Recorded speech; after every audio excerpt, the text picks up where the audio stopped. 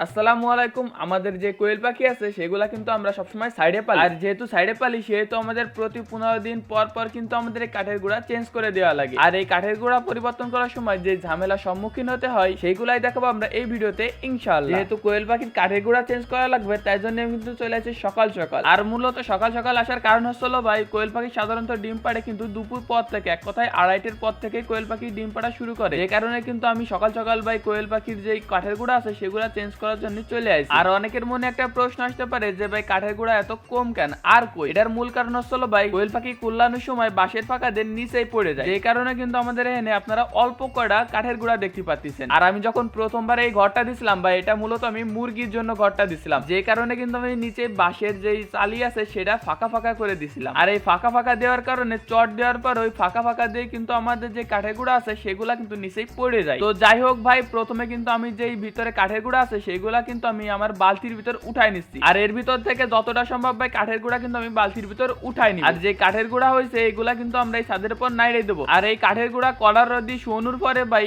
চাইলে এরপরে কিন্তু আমরা আবার ব্যবহার করব। আর যেহেতু কোয়েলের ঘর থেকে সব কাঠের গুঁড়া বের করা শেষ, সেই জন্য কিন্তু আমরা নতুন করে আবার কাঠের গুঁড়া দিয়ে দিব। আর এই কাঠের গুঁড়া কিন্তু ভাই কোয়েলের ঘর থেকে যে 15 দিন আগে আমি পরিষ্কার করছিলাম সেগুলা কিন্তু রোদ্দুরে শুকোয় চাইলে এরপরে কিন্তু বস্তার ভিতর ভরে রাখছিলাম। আর সব থেকে বিপদের সময় আসছিল ভাই এইটা, যখন বস্তা ঢুকোয় তখন কিন্তু দরজা ফাঁকা করতে হয়, তখন কিন্তু একটা ভয় থাকে যে কোয়েল পাখি উড়াল মেরে বেরোয় না যায়। আর যদি উড়াল মেরে বেরোয় যায় তাহলে কিন্তু ভাই ধরা অনেক কষ্ট, যে কারণে খুবই সাবধানতার সাথে কিন্তু আমাদের এই ঘরে ঢুকা লাগে। আর কথা বলতে বলতে কিন্তু ভাই আমাদের যে ভিতরে কাঠের গুঁড়া আছে সেটা কিন্তু প্রায় দেওয়া শেষ। আর এই কাঠের গুঁড়া ডালে দেওয়ার পর আমি ভাই হাত দিয়ে ভালোভাবে দিয়ে দেওয়ার ট্রাই করতেছি যাতে সব দিক দিয়ে ভাই সরা যায়। আর নতুন কাঠের গুঁড়া পায়ে কিন্তু ভাই কোয়েল পাখি কুল্লানো শুরু করে দিছে। আর কোয়েল পাখির কুল্লানো দিয়ে ভাই কোনো লাভ নেই, আগে কাজ করতে হবে, তাই জন্য আমি চলে আসছি ঘরের নিচেই। কেননা ভাই যে কাঠের গুঁড়া উপরে পড়ছে সেগুলা কিন্তু আমার এখন পরিষ্কার করা লাগবে। আর ভাই যে কাঠের গুঁড়া ঘরে দেখছিলেন তার থেকে বেশি কিন্তু আমাদের নিচেই পড়ে গেছে, সেগুলা কিন্তু আমরা এখন শুইরে শুইরে বালতিতে উঠেছি। আর ভাই শলার গুঁড়ায় কিন্তু আমি যে লাঠি আছে সেটা বাইন্ধে কিন্তু পরিষ্কার করতেছিলাম, পরবর্তীতে দেখলাম যে ওইরকম পরিষ্কার করে কোনো লাভ নাই, কারণ বেশি পরিষ্কার হচ্ছিল না। এই জন্য ভাই যে ছোট শলা আছে সেটা নিয়ে কিন্তু আমি ভাই ভিতরে ঢুকে পড়ছি পরিষ্কার করার জন্য। যে বড় শলা ছিল সেটাতে কিন্তু এমন না যে পরিষ্কার হচ্ছিল না ভাই, হচ্ছিল ঠিকই, কিন্তু যে কুনাকানা আছে